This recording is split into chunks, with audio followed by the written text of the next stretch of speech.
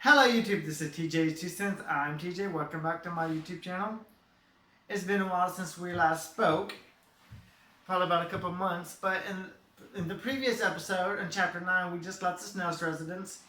I was given an opportunity to go back to their placement, but I chose not to for various reasons based on the previous video. I highly suggest if you want to catch up on these series, go ahead and do so. But we just started the Young's residence. And after a few weeks of getting used to things at the Young's residence, I was able to get settled down, and the new foster parents were Malcolm and Julianne Young. Malcolm was a police officer with the Hayesville Police Department, and Julianne was, I think, a bus driver. I was able to do several things when I was at the Youngs, including just being a normal teenager for once, even getting a job during the summer alongside my foster brothers. When I was their foster kid for about 2 weeks, I accepted another kid named Steve. We were the only two foster kids in their home for the whole entire time that I was there. Steve was just like Caleb and would treat me right and try to have me in their activities. I even knew Steve from another placement from the Mary West home. When I did hang out with them, I acted weird and stupid. I never really had any friends growing up at my dad's house or throughout the foster care system. So I just didn't know how to be appropriate with friends. That's when they started to push me away from things and eventually make fun of me. So I ended up becoming a loner for the most part and was able to tag along for a few seasons since they felt bad at me that I was alone most of the time. And this is still true for me today, that I don't really have any friends and I tend to be a loner. So I don't really do a whole lot of stuff outside my home. So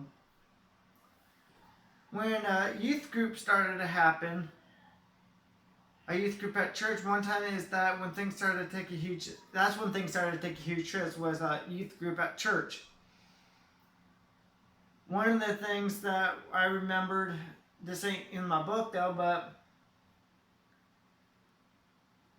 no, I say that for rainy day. But this one is in my book though. There were two girls around my age who noticed me and seemed to have remembered me from somewhere. I didn't really realize who they were at first. And after talking for a while, I realized they told me who they were and how they remembered me. But we went to the same elementary school in the first grade. In the first grade, if you don't remember, I was getting in a lot of trouble, and I was eventually removed. I call it kicked out. I was kicked out of the Goddard school system and sent to the May school district. But these two girls told me that, and right before I left to go to the May schools is right when their parents made the school, the Goddard school, the principal at the elementary school I was at, to put them in a different classroom because they were afraid of me. I tried to tell them that I was sorry and I hope they could forgive me, but that never happened. Because I really did change a lot since my sophomore year of high school and my first grade in elementary school. Because while I probably still got into trouble and still acted out, probably nowhere as demonic as I was in the first grade. But anyways, this was also around the time that I tried to join the track team at campus. I eventually just quitting the track team because the foster parents made a rule: if you don't have C's or better, you can't do sports. Which I ended up just giving up though, because what really pissed me off about that is that I didn't get a good. I like math. Math was one of my favorite subjects, but I ended up getting technically an F in geometry at the end of the semester. But I had like a 6. I had like another school district's a D, and I ended up failing that class only because the instructor was a total dickhead, if you want to think about it like that. Because the last chapter of the book, he had everybody just kind of teach that last chapter of the book. Like, It was stuff we already knew though, but we had to give a presentation about the last chapter of the book, and we ended up getting an F on that assignment, which we worked really hard on, but we still got an F anyways. But after school got to now, I went with Caleb to my to a neighborhood where the twin girls were living. When we finally got to the girls' house, we all kind of hung out. After about an hour or so, the conversation had started to become weird, since I was stupid and my weird self, and I continued after even the girls brought out a BB gun from their house just for us to mess around with. I think it actually belonged to the younger brother, because their younger brother was friends with my younger brother, Shane. But when the BB gun came out, it didn't really help me out one bit whatsoever, because eventually somehow I got a hold of it, and then I started chasing people around. And then eventually Caleb and Steve ended up taking the BB gun away from me. After that day had finally ended, I felt like a total dipwad, knowing that I had screwed up, of course. And then things seemed to have passed by for a while until early June, when everybody and all the foster kids, including me, Caleb, and Steve, all got... Sorry, I'm tired, not enough coffee. We all got a job working at Wendy's, along with my other... After I worked for about a week, Julian told me we were all going to a church camp at the end of the summer, and I had to put a leave of notice at work for me to go. After I worked at Wendy's for about a month, that's when things started going downhill at the Young's residence, and I was getting kicked out because they told me, you're getting kicked out at the end of the summer. And in my experience, why would you tell a kid that he's getting kicked out when it normally just happens, from my experience? But when they were told they kicked out, I was also being told that you still had to go to the church camp at the end of the summer. I don't know, it's because they already put money down onto it or something. I don't know what their reasoning was. But I didn't take them seriously that they told me I was getting kicked out because I still had to go to the church camp with them. Like, why would you make me go to the church camp if you just want to kick me out?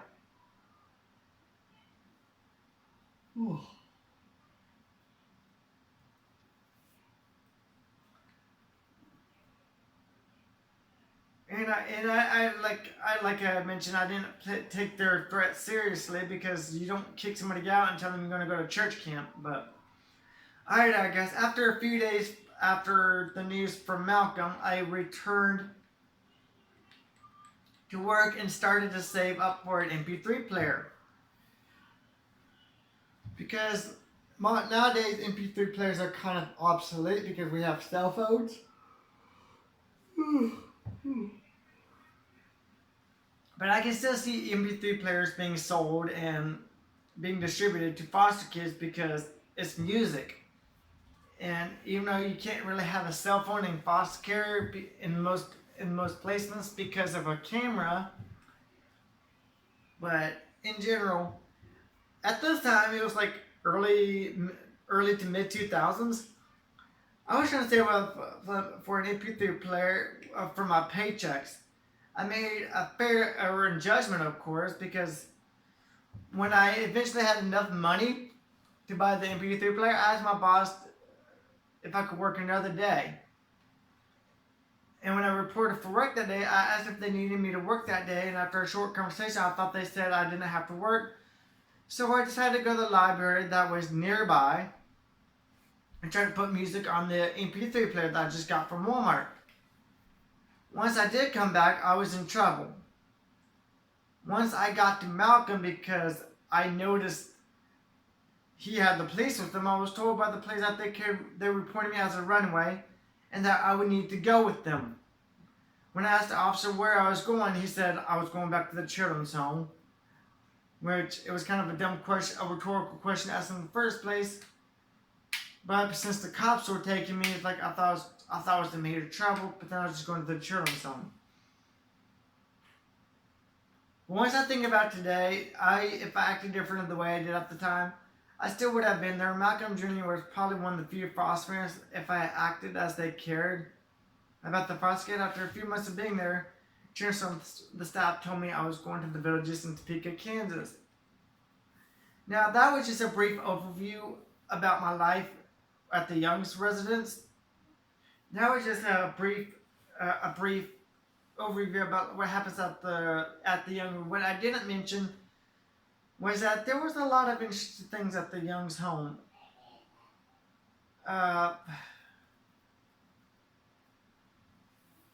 It was nothing too spectacular, other than one thing that caught up to my memory when going over my book for this video.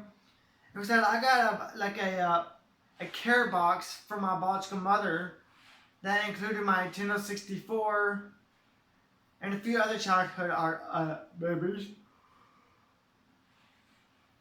One thing I did not get was my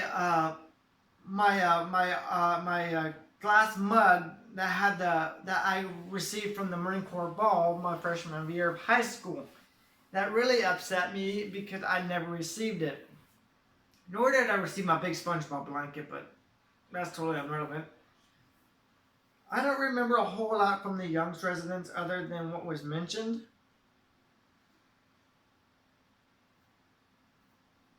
But the one thing that does stand out to me that I did not mention in the book, other than the care package, was that this was at the beginning around June when Caleb and Steve was able to do driver's ed. I wasn't allowed because they didn't trust me enough. What really pissed me off is that they allowed Caleb and Steve. Caleb, who was their own child, and Steve, who was also a foster kid, but they didn't trust me. And it was really messed up though, because I would not have received my driver's license until I was 19 when I paid for it out of pocket by going to driver's ed. But that thing was really stood out because Caleb and Steve had the same amount of driving experience, in that they could have caused a wreck just as well as I did. Well, those were the only two things I forgot to include in my book. Overall, the Young's residence was a pretty interesting experience because I saw the two twin girls who recognized me before I was in foster care. That the Young's residence wasn't all too bad though, but you kind of see a trend going on. I may have been a disrupted kid in some of these placements, but what wasn't fair is that you just give up on the child.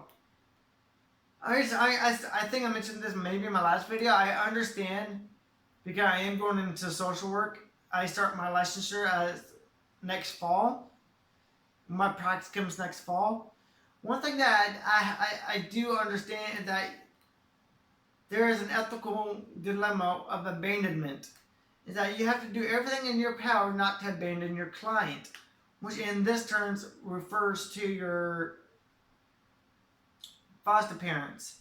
That you don't ever want to abandon that child, because then you're just giving up on them and passing them on to the next person and passing them on through the system. But what I do think is that you need to take every single step and approach and not just kick out the child because they're too much to handle. As long as they're not getting into legal trouble, then that's perfectly fine. Anyways, I digress, and